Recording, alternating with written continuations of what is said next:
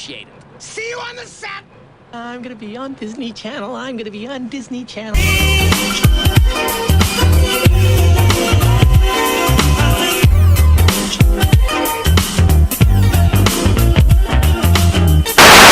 Atlantis, The Lost Empire, and Treasure Planet are two very different movies that surprisingly have a lot in common.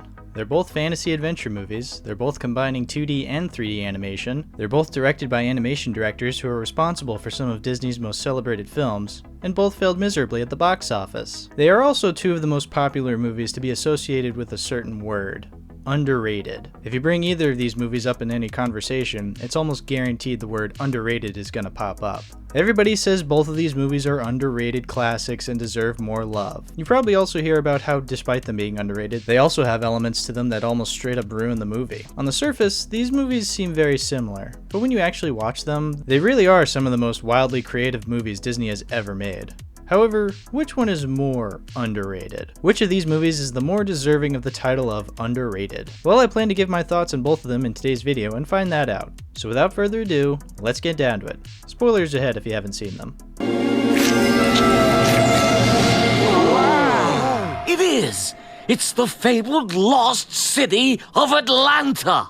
Howdy, y'all! I mentioned how both of these movies were directed by Disney animation directors who are responsible for some of Disney's most celebrated films. Well, Atlantis is the product of directors Gary Truesdale and Kirk Wise, directors of Beauty and the Beast and The Hunchback of Notre Dame. And honestly, that kind of makes a bit of sense. Both Beauty and the Beast and Hunchback are arguably some of Disney's more mature movies. I say mature because they're a little darker than most Disney movies, Hunchback especially. They deal with a lot of mature themes and have an overall darker tone. Beauty and the Beast is also the only Disney movie to be nominated for Best Picture, so these movies aren't your typical family-friended animated movies. And Atlantis kinda has that too. Okay, it's not super dark and mature, and it's far from being considered a piece of art to be recognized by the Academy, but you do feel this movie is trying to be a little more than your typical Disney adventure movie. There's a lot more action and violence, the colors are a lot darker, people actually die. Yeah, people die in this movie. Okay, maybe not super major characters, but it still shows that this movie isn't afraid to show that there are consequences to this adventure they're embarking on. I like that this movie isn't trying to be super edgy, like by including swears and sex words. It's not obvious in its attempt at being more mature. Another thing I like are the characters. I like Milo and how he's pretty much a mixture of Marty McFly and Indiana Jones. He's an expert on Atlantis, but he's still that vessel for the audience to see the world and be amazed by it all. I also really like the side characters and how distinct and memorable they all are. They're all really interesting and could be the stars of their own spin-off movies. I'd love to see a movie where Vinny is the main character, or Joshua, or even Cookie. I also think Kida and the whole culture of Atlantis is fascinating. I like the blend of this culture, thousands of years old, mixed with flying speeders and other interesting technology. I like the giant stone faces of the kings of the past. That just shows years of history and culture. I love that. So yeah, it seems that there's a lot in this movie that I love and that everyone who's seen it seems to love as well. But there are some things that I probably should address that are common criticisms. I think what people dislike the most are the villains and how little sense their plan makes. Like, yeah, it is kind of stupid that they would come all this way and take the treasure even though finding Atlantis would make them rich anyway. But honestly, I felt that kind of frustration was intentional. The whole point of Milo wanting to discover Atlantis was because he finds it fascinating. But he never wants to disturb them as a culture. He's there to discover and learn, not take. Commander Rourke is supposed to be the opposite. Blinded with greed and is only on this adventure for the money, which is never what discovering other cultures is about. So yeah, while it is frustrating to see the villain as basically the Tarzan villain again, I kinda get what they were going for. Personally, I don't think it ruins the movie for me. It sure as hell doesn't make sense, but I don't think it's supposed to make sense. But I get if that bothers you. So this movie's pretty great, even though it didn't do extremely well at the box office. But I don't think we should always equate box office to movie quality. Nor should we always trust Rotten Tomatoes, but I think I've made these points before already. I don't think Atlantis is the greatest Disney movie ever, nor do I think it's some grand achievement in animation. It's just a really solid adventure movie that I think isn't all that bad. Out of all three movies that Truesdale and Wise made, I think this one is probably the weakest. Beauty and the Beast is just a masterpiece in every sense of the word, and Hunchback, while arguably just as flawed as Atlantis, was a little more risky and honestly succeeded more in being a darker story. I feel like these two will be remembered more in the future more often than Atlantis. But that's not to say that Atlantis won't be remembered at all. Like I said, it's a really solid adventure movie that I feel everyone should definitely check out and give a second chance. As for a score, I'm feeling an 8 out of 10. At least it's not the direct-to-video sequel they made for some reason.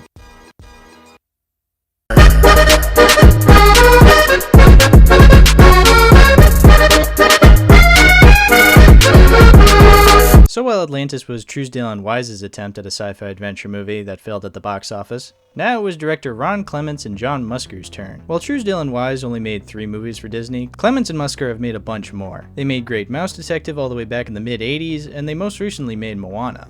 And they're also responsible for The Little Mermaid and Aladdin and even Princess and the Frog. So I think it's fair to say these two are Disney legends. Unlike Truesdale and Wise, who seem to make darker and more mature movies, Clements and Musker more made lighthearted and adventurous movies. So it would make sense that they're also responsible for Treasure Planet, arguably their most interesting movie they've made. I know that may sound impossible considering their impressive filmography, but I mean it. Treasure Planet is probably the most fascinating movie they have ever made. Hell, maybe even the most interesting Disney movie ever made. Treasure Planet is Disney's attempt at adapting the classic story of Treasure Island, but instead of it taking place in your typical pirate setting, it takes place in space. But it doesn't stop there. In any other movie that was trying to modernize this kind of story, they would go all out. You think of Treasure Planet, you'd probably think everything is futuristic with rocket ships and androids. It would probably look like something out of Star Trek. It would be cool, but familiar. But surprisingly, this movie instead decides to combine the two, making everything look like olden pirate times with a technological twist. And honestly, that's one of the most creative ideas I've seen in a film. Not just from Disney, but in any film ever. Combining two things that seem like such opposites of each other, it just sounds like a disaster. But it works really well. I actually find it cool seeing these people dressed in old-timey dresses and pirate getups, but also with laser guns and cyborg appendages, and I don't know, it's just super cool. I like seeing these characters interact with one another. I like seeing the relationship between Hawkins and Long John Silver.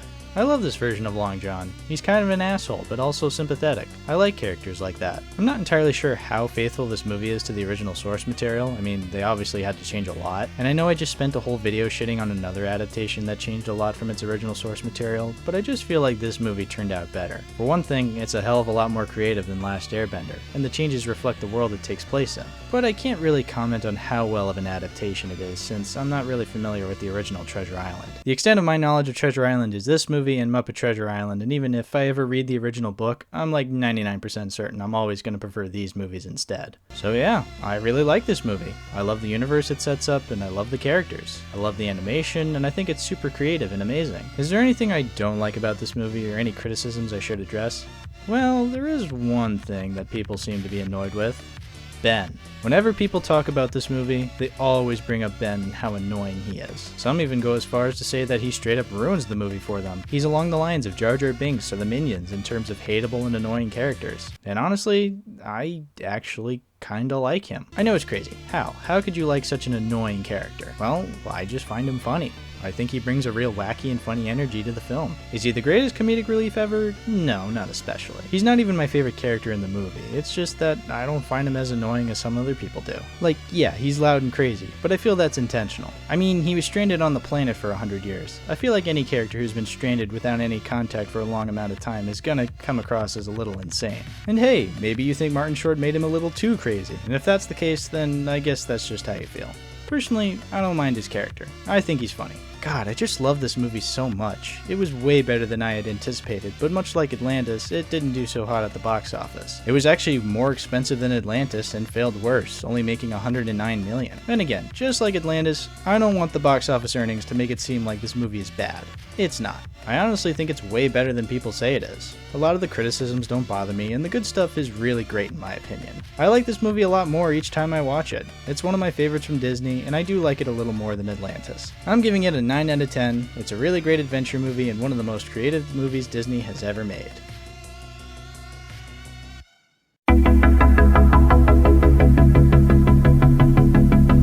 So now it's time to announce the winner. Which movie is the most underrated? Well, drumroll please. Neither. I don't think either of these movies are underrated. You want to know why? Because everyone says they're underrated. Like I said, if you ask anyone about these movies, chances are they're going to call either of them underrated or underappreciated. And sure, at some point that was true. I brought up how both of these movies were failures at the box office and weren't extremely well received critically. And well, yes, for the time, these movies would be considered underrated. Not many people were considering them to be Disney's best work along the lines of the director's other movies. Atlantis isn't Truesdale and Wise's most risky or mature, and Treasure Planet isn't Clements and Musker's best work. But here's the thing. When everyone claims something to be underrated, then it truly isn't underrated. The movies have obviously garnered a ton of attention since being in theaters. I mean, Breadword's video on Treasure Planet has about 6 million views on YouTube at the time of writing the script. 6 million views! Does that sound like a movie that has not received the merit, recognition, or praise it deserves, or that no one pays attention to? Atlantis doesn't have a video that gets that many views, but a lot of the videos on that movie get thousands of hits. Everyone knows about these movies and everyone seems to like them a lot. So to keep saying that they're underrated just seems unnecessary. Hell, I find calling a lot of movies underrated to be pretty unnecessary. Underrated doesn't mean anything when everyone says it. Hell, I've seen people call Force Awakens underrated. Force Awakens! So what's my point? Why am I so pissed at the fact that people call these movies underrated? Well, I'm just tired of the word in general. I feel like it's an easy word to use when you feel a movie you like isn't getting enough attention, when I'm pretty sure it's getting enough attention as it is. I'm tired of seeing these mainstream movies getting labeled underrated when they don't make gangbusters like Marvel or Star Wars. I'd rather people don't pretend to come up with a reason for people to appreciate movies they like and just say they like the movies. I love The Dark Crystal, but I'm not gonna pretend like no one knows about it and call it underrated. Plenty of people know about it. There's a whole subreddit dedicated to it. There's a whole fan base obsessed with it. Hell, fucking Netflix made a goddamn prequel series and it slapped so hard. I want people to talk about movies like they actually like them and not come up with some reason to seem smarter than other people by acting like no one knows about a certain movie. Atlantis, The Lost Empire, and Treasure Planet are phenomenal movies and are more than just hidden gems. Atlantis was Truesdale and Wise's last movie at Disney they directed after bringing some mature and darker movies to Disney's pantheon. Treasure Planet, while certainly not Musker and Clements' best or even most memorable work, is honestly their most ambitious and most creative. There's more to them than the word underrated. They're fun, adventurous, heartwarming, heartbreaking, creative, and most of all, loved and appreciated. If for whatever reason you haven't seen either of these movies, please give them a watch. And if you have seen them, watch them again. But rather than seeing them as underappreciated, see them as what they really are: good movies. Oh yeah, I guess this was a versus video, so I have to come up with a winner of some sort. That's what I did with the Rogue One versus Solo video. Well, Treasure Planet is better than Atlantis. That's the winner. Okay, bye.